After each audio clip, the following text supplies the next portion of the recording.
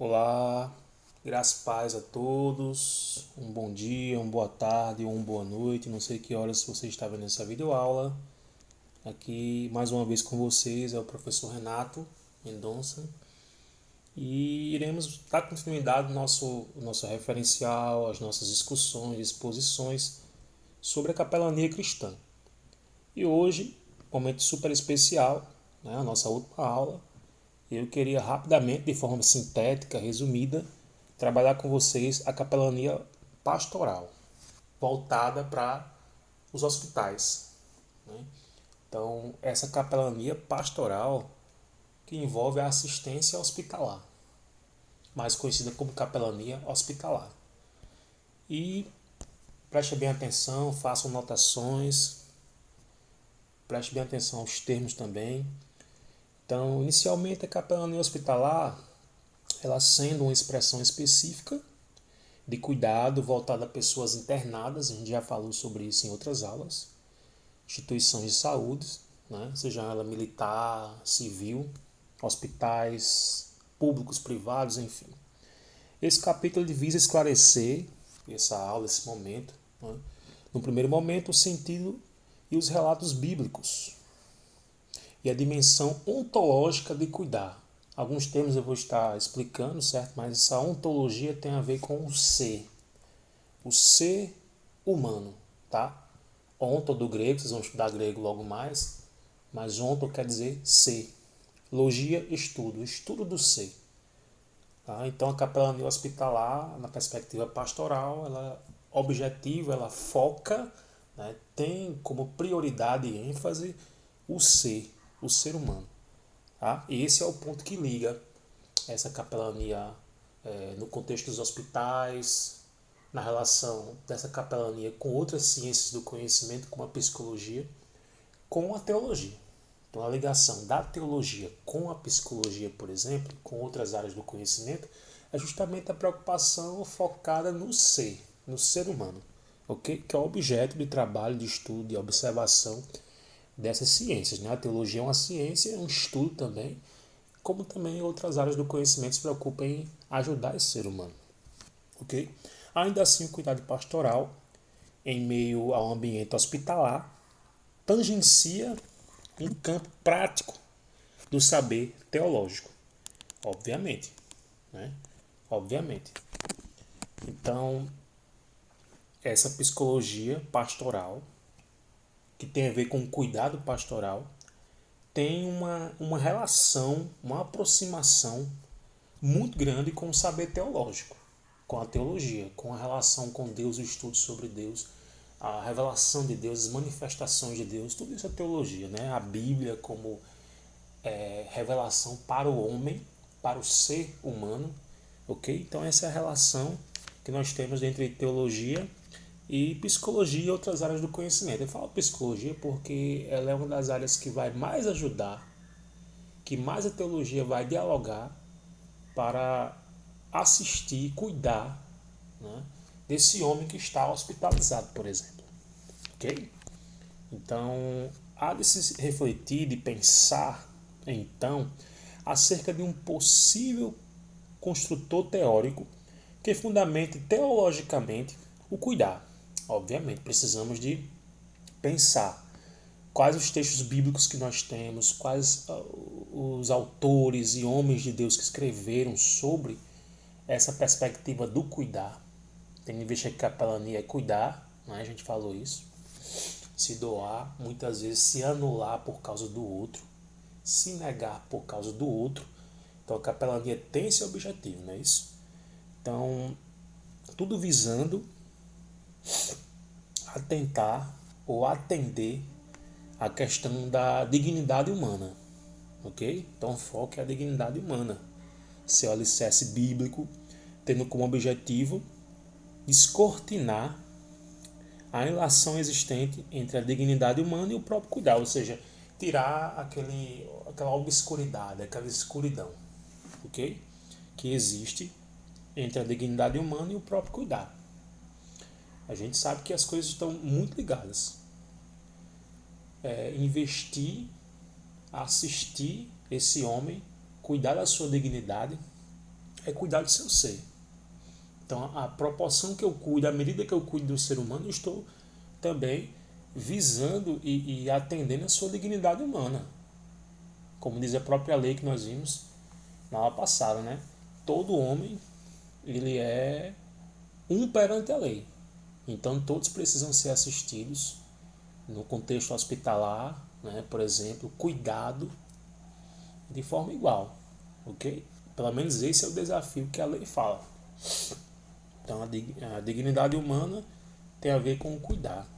Não existe separação disso, ok? Isso é muito claro, né? Então, gente, o cuidar. Para alguns estudiosos, o termo cuidar advém do latim. Preste bem atenção nisso aqui. Cura, um termo em latim que significa cura. Em sua forma arcaica se escrevia coeira, que é um termo que se escrevia. Coeira, no latim. Não grave muito isso não. Mas pense mais no significado. Que cuidar significava cura, ok? Sendo utilizado no contexto relacional, de relacionamento, de amor e amizade, expressando uma atitude de cuidado, de desvalelo, ou seja, de zelo total, de dedicação, ok? Desvelo quer dizer dedicação grande, de preocupação e de inquietação em relação a alguém ou algo estimado, ok? Então, o cuidar tem a ver com essa dedicação, esse zelo demasiado grande que um tem para com o outro. Que isso cura, isso é terapêutico. Curar tem a ver com terapia, né? Então, quando eu invisto na dignidade do homem, eu estou cuidando dele e estou tendo uma atitude, uma ação terapêutica, que é uma ação de curar esse indivíduo também. O capelão ele não é médico, obviamente, porque o médico trata muito de sintomas, do físico, né? E de outras coisas, mas o capelão trata da alma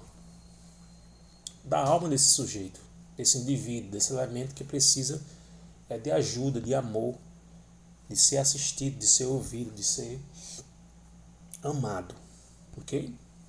Então, já outros derivam cuidado de cogitare. Já outros estudiosos defendem a palavra que cuidar vem de cogitare cogitatus, que é do latim.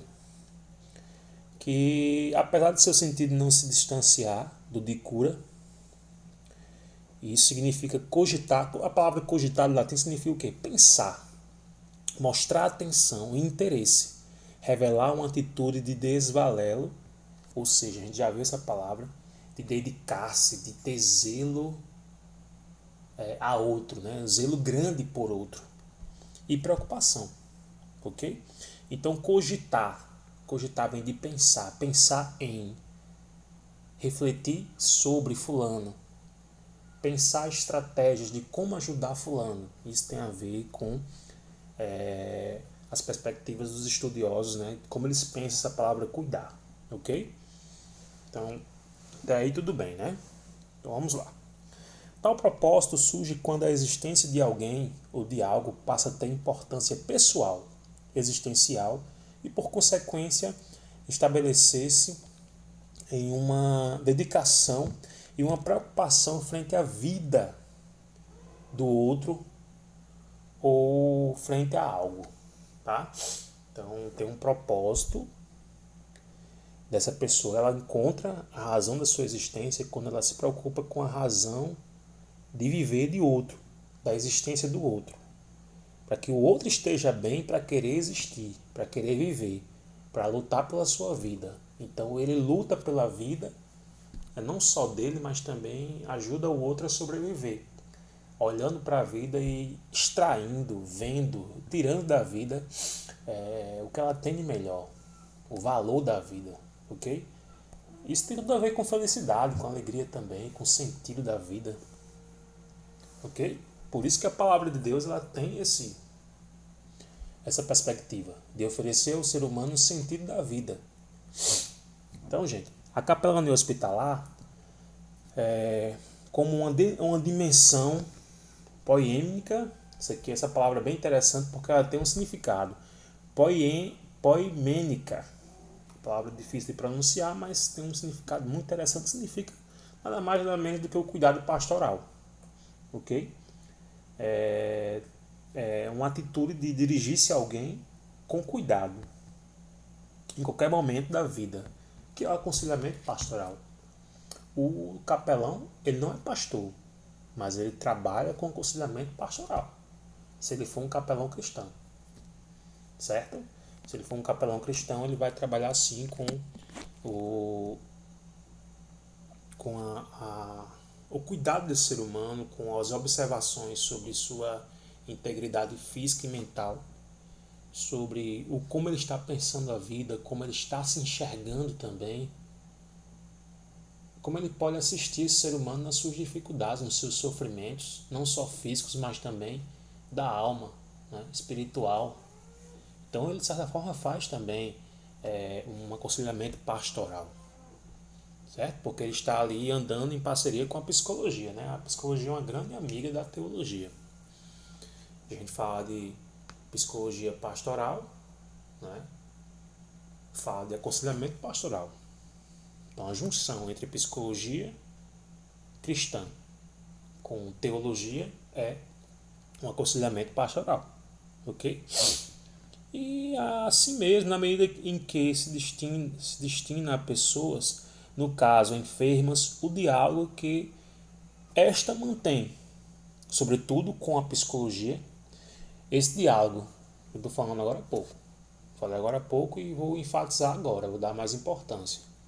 Esse diálogo, essa conversa, essa troca que a psicologia tem com a teologia, elas andam de mãos dadas no caminho, certo? É a mesma aquela questão entre fé e razão. Não, a fé e a razão não são inimigas, são amigas.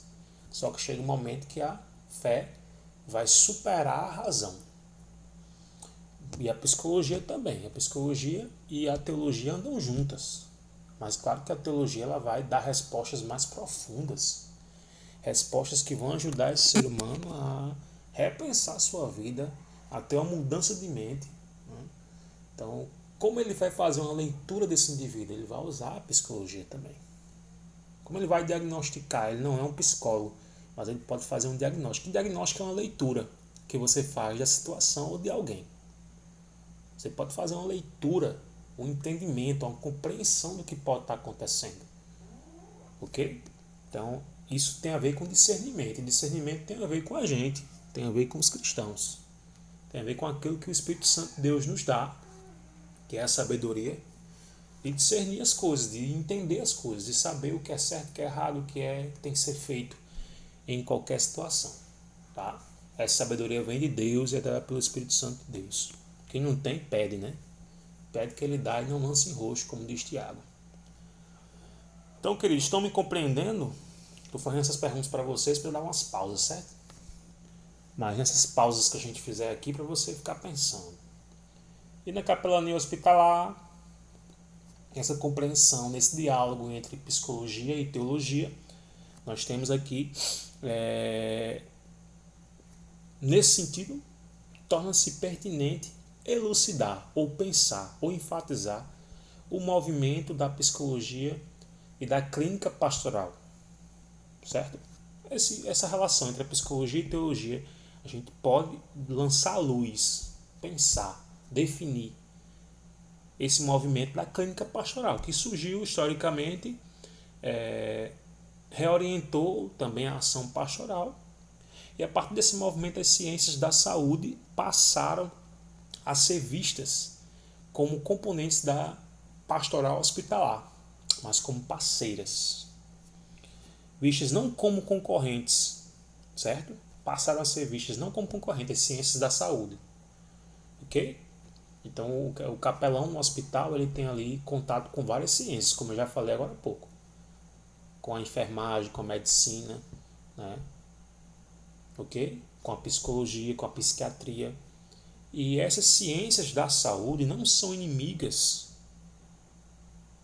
da teologia pastoral, do aconselhamento pastoral, ok? E da capelania. Mas são parceiras. São parceiras que andam juntas, né? Que têm objetivo, função de entender o ser humano, ou seja, todo e qualquer recurso que a ciência oferecer, que os teóricos, que os escritores, que os homens que estudaram, pesquisaram, oferecer, assim como a Bíblia, como a Palavra de Deus, como a teologia, todos os recursos existentes para poder lançar à luz esse ser humano, para ajudar esse ser humano nesse processo, nesse desafio constante de cuidar, são muito bem-vindos, tá? São muito bem-vindos. E a expressão é uma expressão clínica pastoral. Surgiu nos Estados Unidos para designar um ciclo especial de formação de pastores e estudantes ou diáconos e diaconisas para a visitação e acompanhamento de pessoas doentes em hospitais ou clínicas psiquiátricas. Olha que interessante, né? Surgiu nos Estados Unidos e veio para cá depois, né? Que muita coisa que surge lá nos Estados Unidos vem para cá depois. E isso é uma das coisas boas que surgiram, né? Então essa relação, essa clínica pastoral, ok?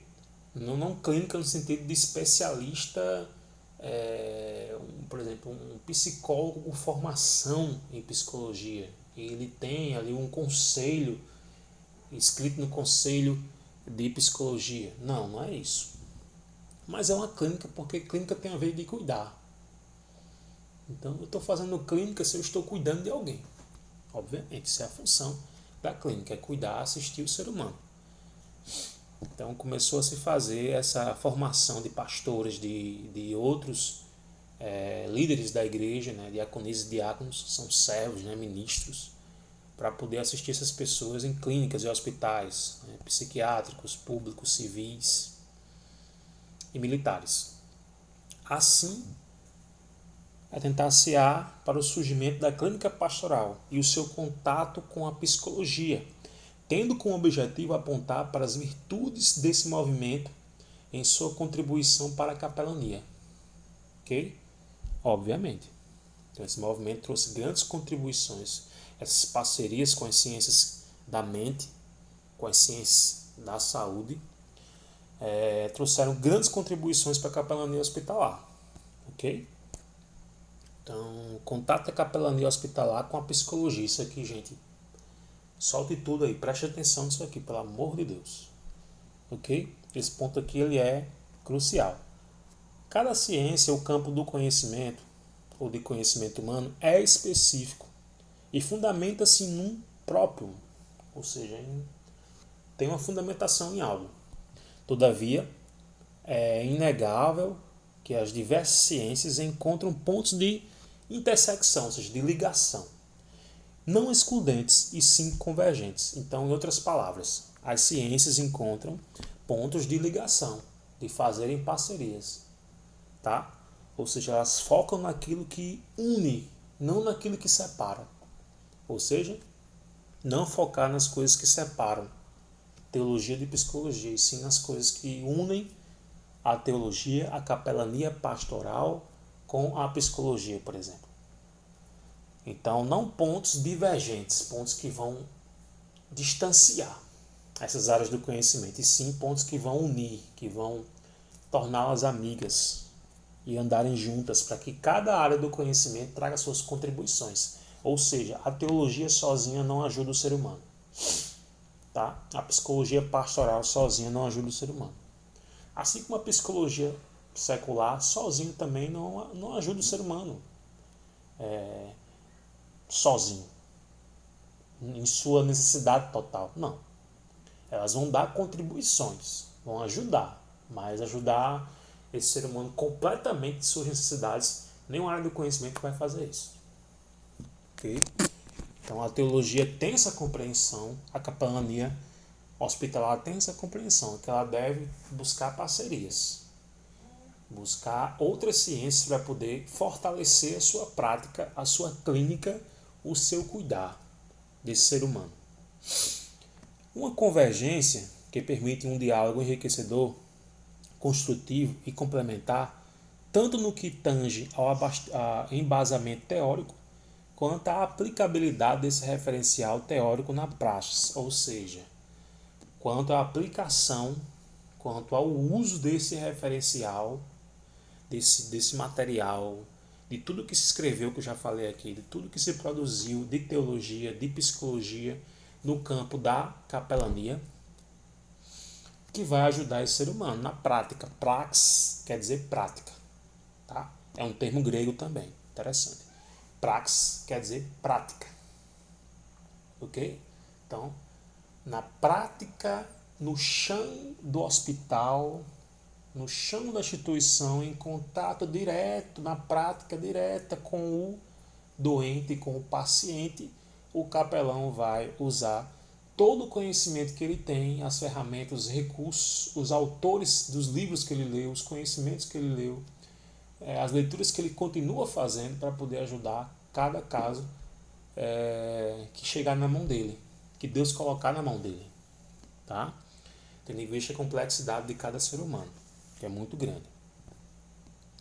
Ainda assim, na medida que a teologia é exercida por seres humanos, que são sujeitos, e por outro lado, ela volta-se a ser objeto também, para ser coerente com o seu teos, isso aqui é muito interessante, gente, presta atenção, parece ser difícil, mas não, é bem fácil. Ó. Para ser coerente com o seu teocentrismo, o que é o teocentrismo? Teos do grego também, gente, o grego está em tudo, né? O grego está em tudo. Então, por isso que a gente tem que ter noções básicas de grego. Né?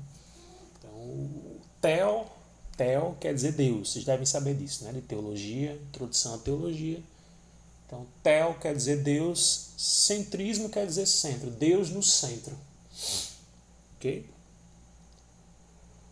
Para ser coerente com o seu teocentrismo, ou seja, com Deus no centro das coisas, precisa se tornar antropocêntrica, ou seja, também o homem sendo o centro também desse cuidado, ok?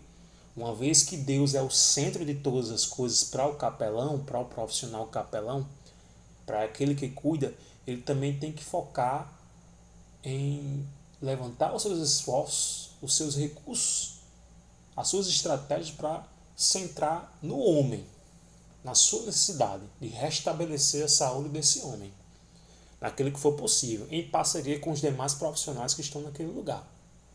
Ok? Então, ter essa compreensão é importante. Uma vez que Deus é o centro de todas as coisas, ele estimula esse homem a focar, esse homem que está sendo profissional ali, né, o capelão, por exemplo, a focar no outro homem, que é o que? O objeto desse cuidar, dessa ação de cuidar.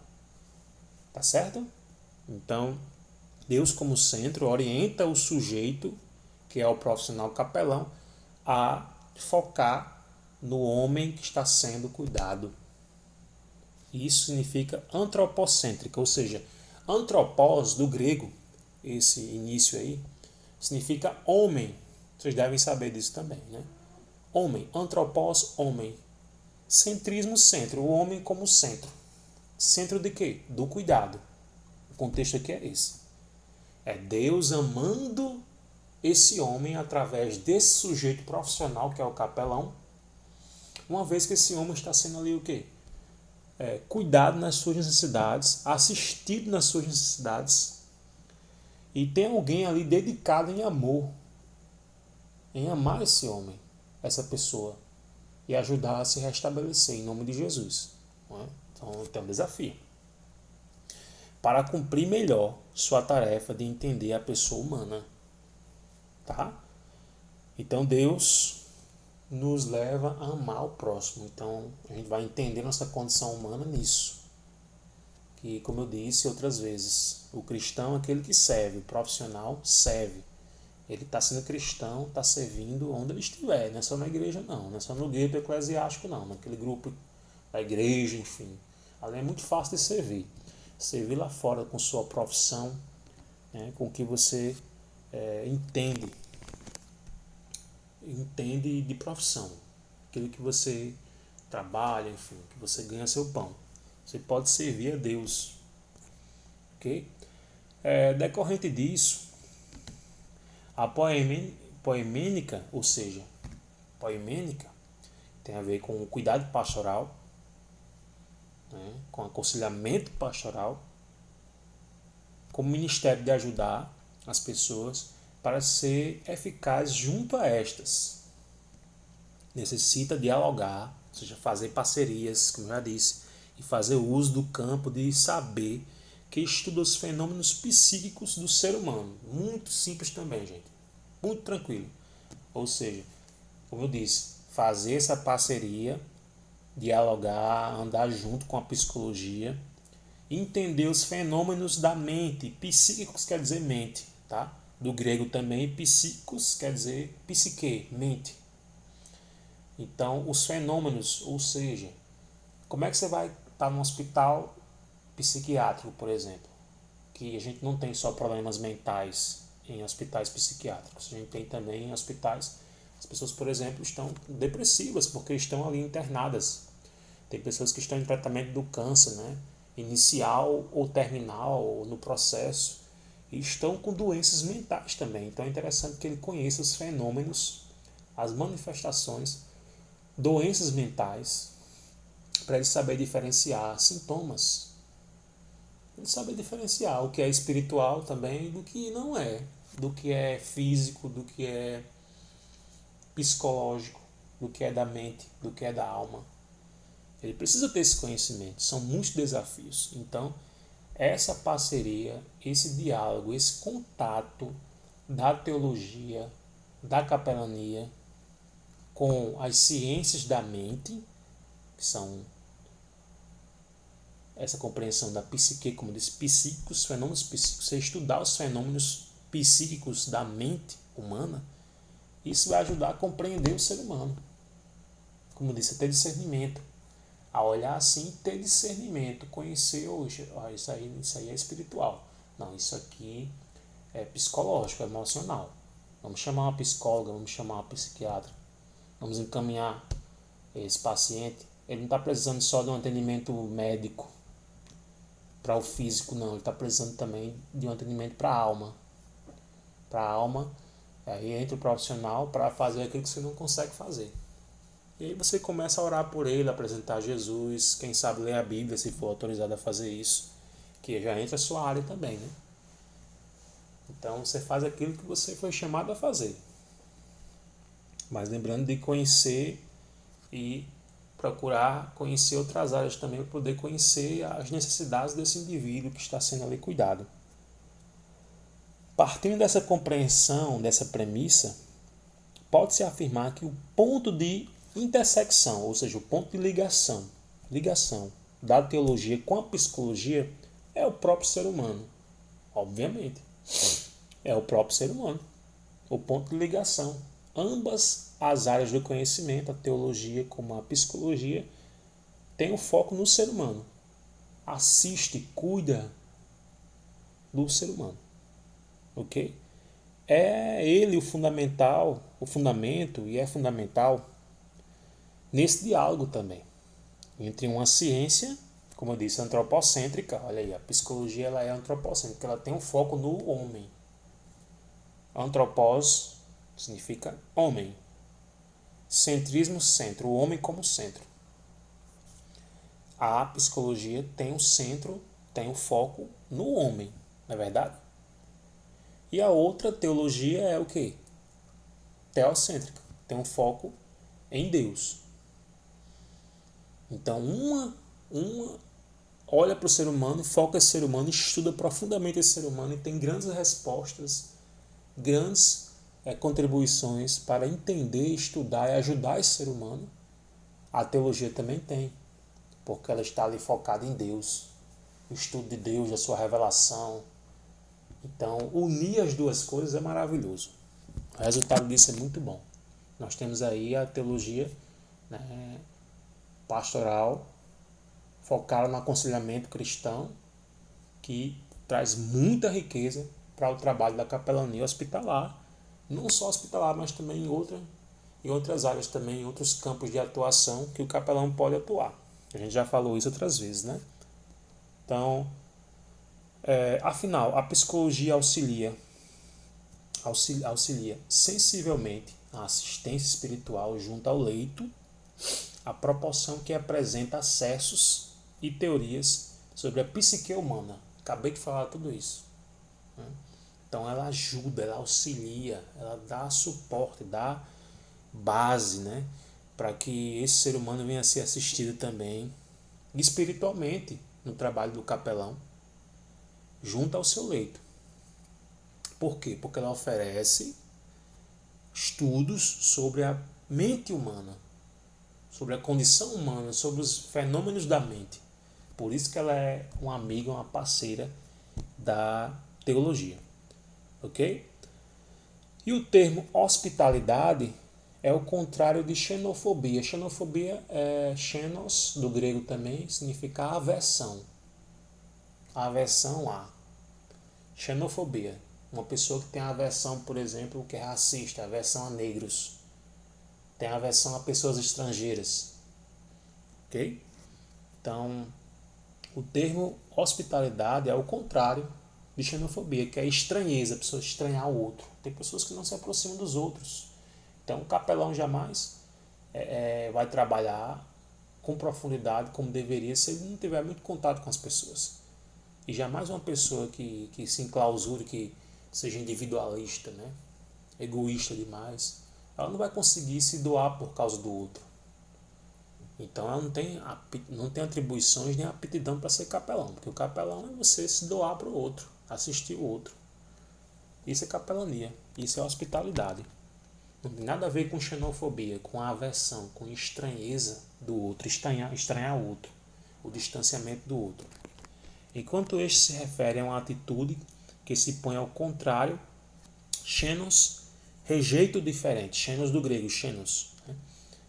Rejeita o diferente. Ok? Então, a hospitalidade é uma atitude que aceita a pessoa próxima como uma igual. Já na xenofobia, o outro é estranho a mim, eu tenho aversão, não gosto dele, eu me distancio porque eu sou superior. Não. É uma atitude que aceita o outro como uma pessoa igual. Ok? Esse é o termo hospitalidade. Cuidar, porque nós somos iguais. Ok? Em outras palavras, ela se opõe à segregação, que é a exclusão, a separação, pois acolhe o outro em sua condição essencial de vida. Acolhe o outro em sua condição essencial. Ainda assim, uma atitude de hospitalidade principia não no ato de acolher, mas sim no reconhecimento digno do outro. Então, no reconhecimento da dignidade do outro, de ser assistido, de ser ajudado, de ser acolhido, não importa a condição que ele esteja. Então, sem separar, sempre unindo. Okay? Não é separando, não é afastando as pessoas, não. Tem que ter uma leitura correta das coisas e entender que a hospitalidade significa acolher e reconhecer a dignidade do outro, não importa a sua condição, seja um doente terminal, seja um doente psiquiátrico, seja um doente da mente, seja um doente do corpo, não importa a condição dele, ele é digno de ser amado, de ser assistido, de ser acolhido. E como conclusão, gente, a capelania hospitalar quer ser um desdobramento dessa comunhão em meio ao ambiente hospitalar. E como tal, encontra no próprio pastorear de Cristo. Ou seja, Cristo é referencial, Cristo é modelo, Cristo é paradigma. Ele tem que ser visto como o principal. Cristo foi o maior psicólogo que já existiu, foi o maior pedagogo que já existiu, foi o maior professor, o maior pastor que já existiu. Ele também foi o maior capelão que já existiu. Então Cristo é modelo para tudo. Ele tinha cheiro de gente, ele estava no meio das pessoas, ele tinha empatia, ele se sensibilizava com as pessoas, ele chorava. Os textos mostram no Novo Testamento que Jesus chegava assim, olhava uma cidade e chorava por aquela cidade. Ele tinha empatia, ele tinha reconhecimento, ele se colocava no lugar das pessoas. É tanto que ele assistia, cuidava dessas pessoas em todas as suas necessidades, porque ele era Deus, né? Ele era Deus. Ele não cuidava só do físico, alimentando com o pão e peixe, mas também alimentava a alma, o espírito, salvava aquela pessoa. Então ele entendia. Então Cristo é modelo, não apenas seu fundamento útil, mas concomitantemente, ou seja, ao mesmo tempo, seu alicerce prático. Aqui denominado de implicações do ministério de Cristo para a capelania hospitalar. Obviamente, gente, Jesus, quais são as implicações, quais são as orientações, quais são as atitudes na prática, na praxis de Cristo, que a gente percebe nos 3 evangelhos sinóticos, né? Mateus, Marcos e Lucas, e em João também. O que a gente percebe do que Jesus fez, quais são as implicações práticas, atitudes dele no seu ministério que podem ajudar o trabalho da capelania hospitalar. Ok? Então, eu espero que vocês tenham entendido. Ouçam mais uma vez a aula, anotem suas observações e que Deus abençoe você. Fique na paz, um grande abraço, foi um prazer estar com vocês. Até mais, esse que vos fala, professor Renato Mendonça, e até a próxima, se Deus quiser.